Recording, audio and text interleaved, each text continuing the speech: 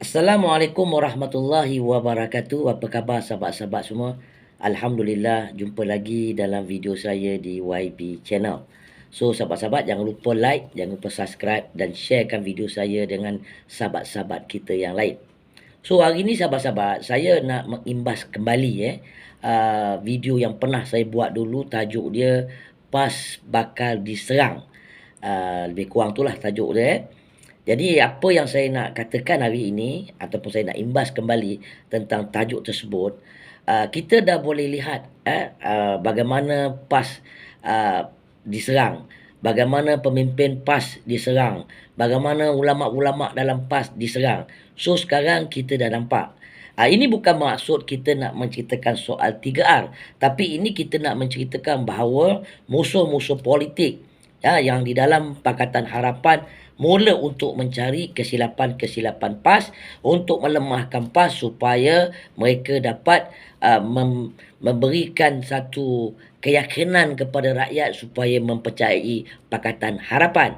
Inilah cara mereka punya propaganda, inilah cara mereka punya permainan-permainan politik. Jadi ini cara mereka untuk mengalihkan pandangan rakyat. Seperti mana yang saya katakan dulu, mereka akan membuat apa saja propaganda, mereka akan buat apa saja isu-isu yang terbaru untuk melupakan perkara-perkara pokok seperti kos harga hidup, kos barang naik, kos keadaan sekarang ni ekonomi teruk. Ini cara mereka untuk mengalih pandangan rakyat. Jadi apa yang saya nak imbas mengenai isu PAS diserang, sekarang kita dah nampak seperti mana sekarang ni isu tentang mimpi Rasulullah yang dinyatakan ataupun yang diceritakan oleh Tuan Guru Haji Hadi Awang. Saya pun pernah buat satu video sebelum ni untuk menerangkan keadaan yang sebenar. Tapi ini isu yang sepatutnya rata-rata umat Islam faham. Dan rata-rata umat Islam yang mempunyai ilmu agama ni kena faham tentang isu yang sekarang yang panas tentang mimpi Rasulullah. Tapi sekarang ni apa yang saya nak imbas mengenai serangan demi serangan terhadap PAS. Sekali lagi saya beritahu dengan sahabat-sahabat, saya tidak taksub dengan mana-mana parti, tetapi saya nak menjaga sebuah parti ataupun sebuah organisasi yang membawa dasar Islam. Itu niat saya. Sesiapa saja yang membawa dasar Islam, yang membawa untuk kepentingan Islam, saya akan sokong. Tapi bukan bermakna saya cerita tentang PAS ni saya taksub kepada parti PAS atau pemimpin PAS. Tapi tidak sahabat-sahabat. Cuma saya nak menerangkan kepada sahabat-sahabat, kepada orang lain, bahawa sekarang ni orang-orang ataupun organisasi ataupun individual ataupun siapa saja yang nak membawa dasar Islam ni akan diserang oleh puak-puak dalam Pakatan Harapan. Walaupun yang ada yang di dalam Pakatan Harapan ni yang mengaku Islam, mereka juga menyerang ulama dalam PAS. Mereka juga menyerang ulama yang tak bersama dengan mereka. Mereka juga akan menyerang orang-orang Islam yang membawa dasar Islam. Ini permainan-permainan yang mereka lakukan. Kerana dasar mereka yang dalam Pakatan Harapan ni dasar dia tidak seperti mana yang kita bawa dasar dalam Perikatan Nasional. Mereka adalah membawa dasar yang berunsur sekular, berunsur pahaman-pahaman daripada puak-puak mayonis yang cuba untuk melemahkan perjuangan-perjuangan ataupun orang yang nak membawa kepada dasar-dasar Islam. Ini yang saya katakan dulu dalam video saya tentang PAS mula diserang. Ini saya nak imbas kembali supaya kita jangan lupa. Okay? Dalam politik sekarang ni sahabat-sahabat, kita kena lihat dalam keadaan sekarang ni, di mana Pakatan Harapan ramai puak-puak yang cuba untuk mengganggu gugat tentang bangsa mereka sendiri, walaupun mereka dalam Pakatan Batu Melayu dan Islam, tapi mereka juga menyokong ataupun bersekongkol dengan puak-puak yang tidak suka kepada dasar-dasar Islam. Ini yang kita kena hati-hati, yang ini kita kena lihat supaya kita tidak terpedaya ataupun tidak mengikut cara mereka punya permainan, supaya kita lebih peka lagi, lebih cakna lagi dalam perkara-perkara tersebut. Kenapa sahabat-sahabat? Inilah zaman-zamannya yang mana Islam akan ditindas, yang mana Islam akan dipitnah dengan berbagai-bagai cara, dan Islam akan dihentam dengan berbagai-bagai taktik. Dari berbagai sudut dia akan mengatakan orang yang nak bawa dasar Islam ni tak betul.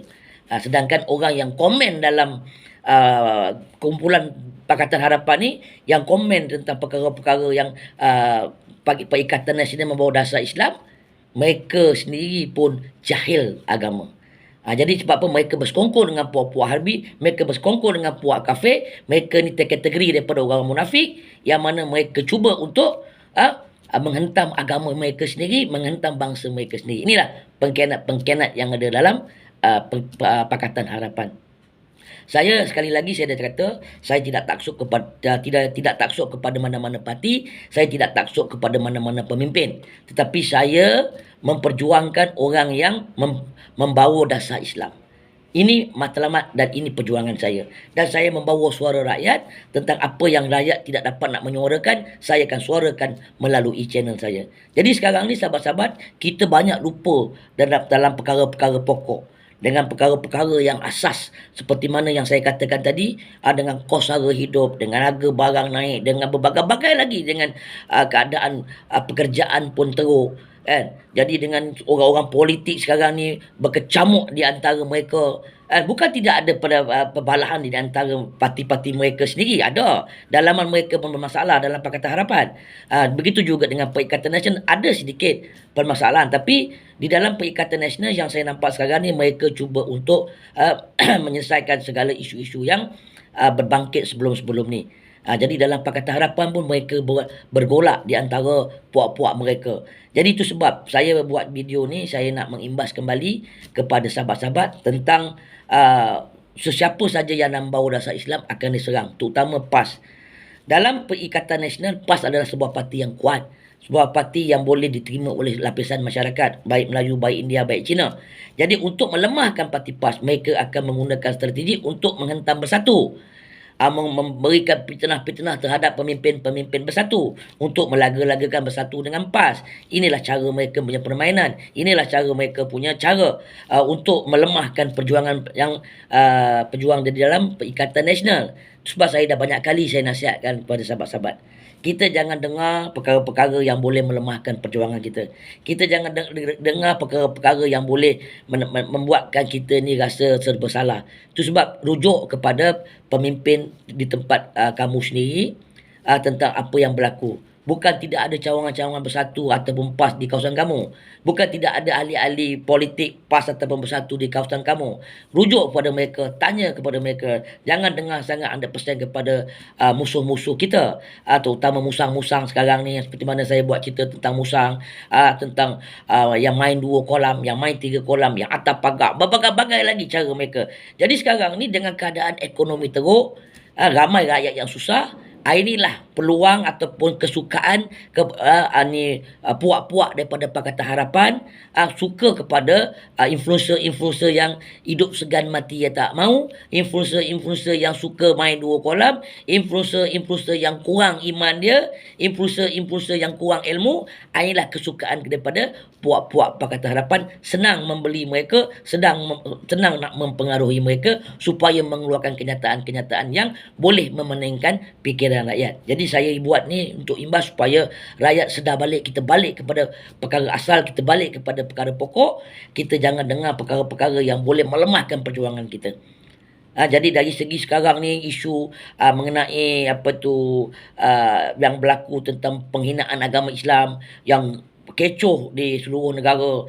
Last kali mengatakan orang tu gila. Lepas tu isu-isu yang sekarang ni mengenai perkara-perkara yang bersangkutan dengan kes Ling Guang Eng dengan Tan Sri Muhyiddin, kan, itu semua perkara-perkara yang nak menunjukkan bahawa pemimpin bersatu tu memang kaki fitnah dan berbagai-bagai lagi. Kita tak tahu perkara yang tersurat yang tersirat. Tu sebab saya kata apabila kita berpegang kepada tali-tali Allah ni, kita kena balik kepada agama, kita kena bertabayun, kita kena berhusnuzon, kita berbincang, bertanya kepada orang yang sepatutnya kita bertanya untuk mendapatkan info-info yang tepat. Jadi kita jangan dengar sangat kepada media-media sosial yang kurang pasti dia punya keputusan ataupun cerita. Jadi kita kena tanya perkara yang benar. Itu sebab saya suka cerita kepada benda-benda yang fakta tentang masalah Islam sekarang ni. Islam kita sekarang ni seolah-olah macam senang orang nak permain-mainkan, senang orang nak menghina agama kita. Begitu juga dengan perkara-perkara yang saya cerita dulu tentang PAS yang nak diserang. Sekarang ni kita dah nampak dia orang akan serang pemimpin-pemimpin PAS, ahli-ahli politik PAS dan juga parti PAS tu sendiri, untuk melemahkan perjuangan kita yang nak membawa dasar Islam. Jadi sahabat-sahabat, ini sajalah saya punya nasihat kepada seluruh rakyat Malaysia yang beragama Islam dan sahabat-sahabat saya. Kita berhati-hati dengan permainan-permainan yang boleh melemahkan perjuangan kita untuk membela nasib agama kita, bangsa kita dan negara kita. Jadi jangan lupa sahabat-sahabat, kita ingat balik isu pokok. Itu saya ulang, isu pokok kita kena ingat apa yang berlaku dalam negara kita, kelemahan-kelemahan kerajaan kita, kelemahan-kelemahan pemimpin yang ada di dalam kerajaan madani. Jadi itu sebab kita jangan terleka ataupun terpancing ataupun termakan dengan apa yang dikeluarkan oleh puak-puak yang bermain dua kolam. Itu saja sahabat-sahabat perkongsian saya untuk hari ini. InsyaAllah kita jumpa di lain-lain video. Jangan lupa, balon tetap balon, langgar tetap langgar. Sekali wabillahi taufiq wa hidayah. Wassalamualaikum warahmatullahi wabarakatuh.